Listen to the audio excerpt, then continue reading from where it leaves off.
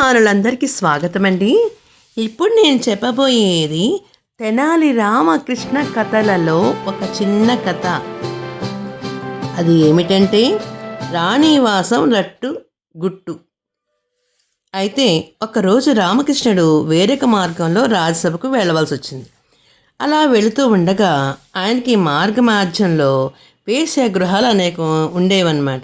ఒకప్పుడు ఏంటంటే ఒక వీధిలోకి వెళ్తే ఆ వీధిలో అందరూ కూడా వేశ్యలే ఉండేవారు. వాళ్ళకు ఒక చిన్న చిన్న గదిలో ఇళ్ళు ఉండేవన్నమాట.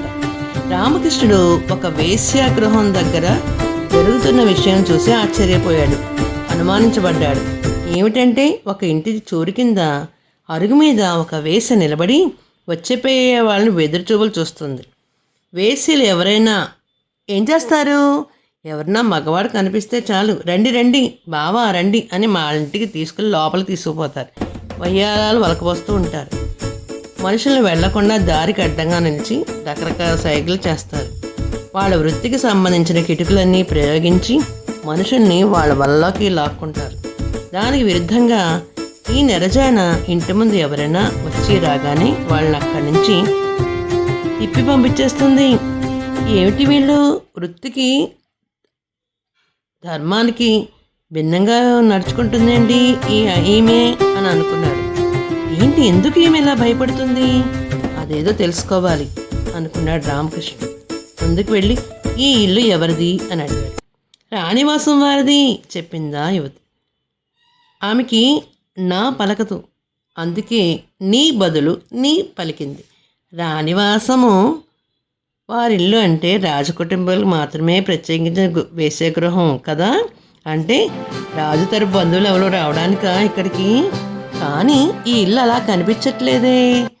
రాణిగారు రాజవంశకులు రావడానికి ఉండేలా గొప్పగా ఏం లేదే. అలా లక్షణాలు ఏం కనిపించట్లేదే. పైగా ఇంట్లో ఎవ్వరు కూడా మనుషులు కదులుతున్నట్టు కూడా అనిపించట్లే. శబ్దాలు లేవు, ఏమీ లేవు, చాలా సైలెంట్గా ఉంది. లోపల ఎవరెవరు ఉన్నారు? ఎవరు వాళ్ళు? రామకృష్ణ ఆమెను ఎగాదిగా చూస్తూ అన్నాడు. మళ్ళీ ఈ ఇల్లు ఎవరిది అని గట్టిగా రెట్టించాడు.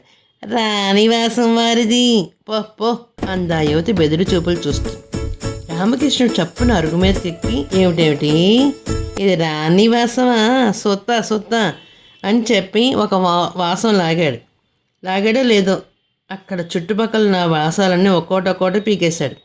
ఆ గొడవకి ఆవిడ అరుస్తుందన్నమాట. చుట్టుపక్కల వాళ్ళంతా వచ్చేశారు. రాజభట్లు కూడా వచ్చారు. రాణివాసం వాళ్ళ ఇంట్లో సంచరిస్తున్న రాజకుటుంబీకులు ఎవరో తెలుసా? బహుమని సుల్తాన్ గూఢచారులు. అందులో దాచేస్తుందన్నమాట ఆమె, ఎవరు రాకుండా చూడకుండా. అందుకే బెత్తర చూపులు చూస్తూ సైగ చేస్తూ అలాగా కాపలా కాస్తుందన్నమాట. అప్పుడు రామకృష్ణ అన్నాడు, అబ్బో వారిని వేశ్యగృహాల్లో కూడా శత్రుగూఢచారులు తలదాంచుకుంటున్నారన్నమాట. ఈ ఎత్తు ఎవడి పనో అనుకున్నాడు రామకృష్ణుడు ఆలోచనగా. అయితే వేశ్యాగృహాలను కూడా వీళ్ళు వదిలిపెట్టలేదన్నమాట అనుకున్నాడు. మరొక చిన్న సంఘటన అప్పన్న రాయపారం. ఒకరోజు ప్రొద్దుటే రామకృష్ణుడు ఏం చేస్తున్నాడంటే కత్తిపీట మీద కూర్చుని కడవంత బూడిద గుమ్మడికాయ తరుగుతుంటే అక్కడికి అప్పలాచార్యుల వారు బెకబెకమంటూ నవ్వుతూ వచ్చి బూడిద గుమ్మడికాయ తమరు తరుగుతున్నారేమిటి అని అడిగాడు దీర్ఘాలు తీస్తూ. రామకృష్ణుడు నవ్వి మరేం లేదు, కడవంత గుమ్మడికాయ కత్తిపీటకు లోకువా అన్నారు కదా, అవును కాదో తెలుసుకుందామని అన్నాడు. అప్పన్న చతికిల పడుతూ నిజం, ఆ మాట అక్షరాలా నిజం కాకపోతే బూడిద గుమ్మడికాయలాని గురుస్వామికి ఎంత కష్టం వచ్చి పడుతుందా? కత్తిపీట లాంటి తమర్ని వెతుక్కుంటూ పొద్దుటే తగలడతానా అన్నాడు దీర్ఘంగా నిట్టూర్చు. అంతలోనే తన మాట్లాడుతూ కాశీ నుంచి భూతనాథ శాస్త్రి అనే ఒకడు దిగబడ్డాడు. హిమాలయాల్లో గోచీపాతలు పెట్టుకుని ఒళ్ళంతా బూడిద రాసుకుని కపాలమాలలు వేసుకుని పిశాచాలా చిందులేస్తుంటే అఘోరాలే అచ్చం ఇలా ఉంటారు. కాశీ నుంచి కన్యాకుమారి దాకా రాజ్యాలన్నీ చుట్టుపెడతాడట.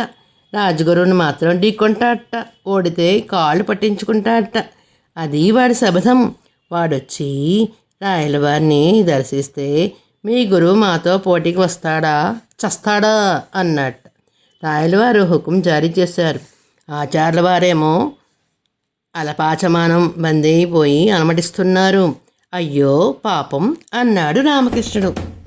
అప్పన్న ఇది పట్టించుకోకుండా, అదే మరి, వాడేమో వీరశైవుడు, ఈయన గారేమో వీర వైష్ణవుడు.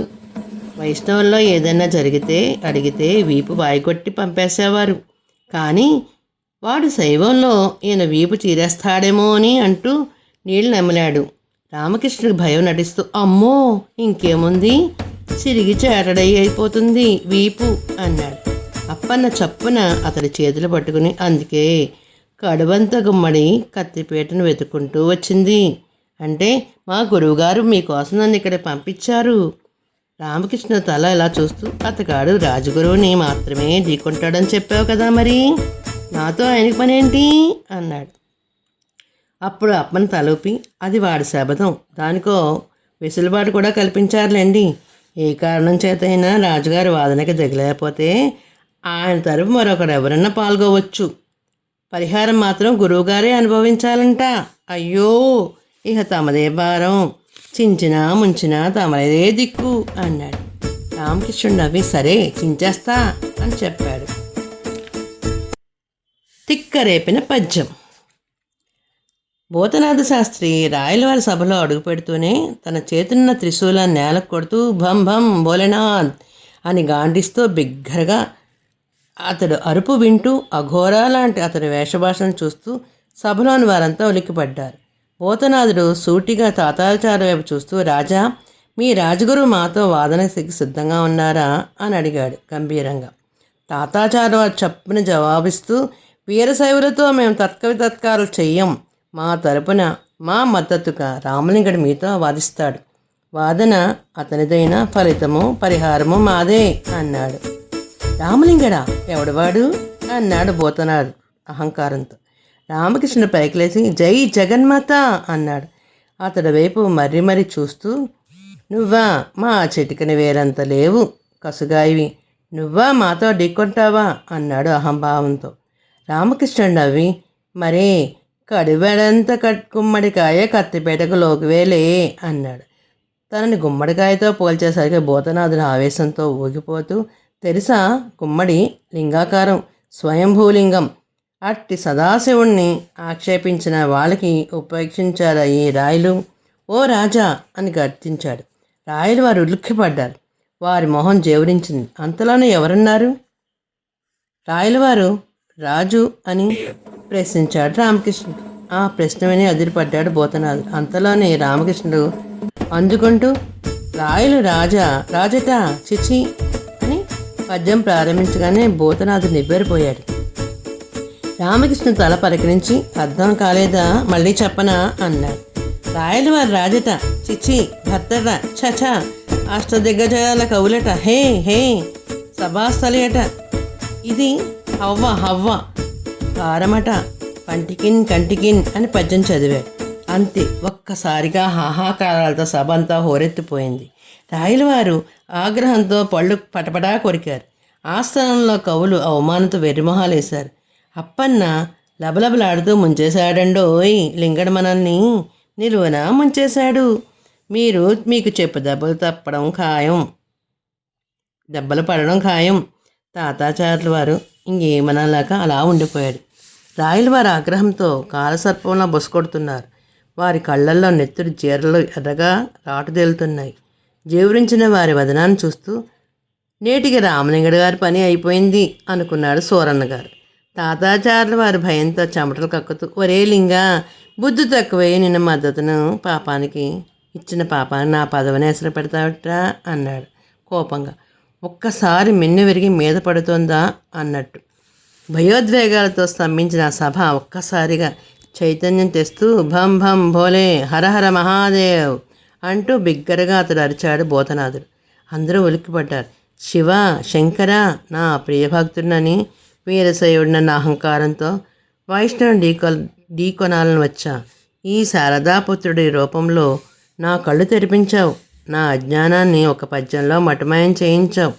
రాయల వారు రాజట చీ భర్తట చ అష్టదిగ్గజాల కవులట హవ్వా భారమట కంటికిన్. అవును, ఆయన అందరి వలె మామూలు రాజు కాదు మరి, సాక్షాత్ శ్రీ మహాలక్ష్మీదేవి భర్త నారాయణుడే రాయలవారట. చంద్ర ఇంద్రాది దిక్పాలకులే ఈ అష్టదిక్కజాల కవులట. హవ్వా ఈ విధ్వత్సవ వైభవాన్ని వర్ణించతరమా? వాగ్దేవిని వంటిని ధరించిన పరమేష్టికి ముక్కంటికి హహ నా విష్ణు పృథ్వీపతి నిష్ఠాంస సంభూతుడే ఈ మహాపతి. రాయలవారిని ఆయన వైభవాన్ని వర్ణించడం శివునికే తరం కాదంటే శివకేశులకు భేదం లేదని చాటిన రామలింగడి కవి. ఈ కవితకి జేజేలు. పృథ్వీపతి రాయలవారికి జేజీలు. తిరుగులేని పద్యము చెప్పడంతో నిన్ను మించినవాడు లేడు లేడు అని ప్రకటించాడు భూతనాథ్. అంతే, సభాస్థలంతా కూడా చప్పట్లతో మారుమోగిపోయిందన్నమాట. అయితే మరి తెలుగువారి దీపకాంత్కి లైక్ చేసి, షేర్ చేసి, సబ్స్క్రైబ్ చేసి కామెంట్ రూపంలో పెట్టండి మరి.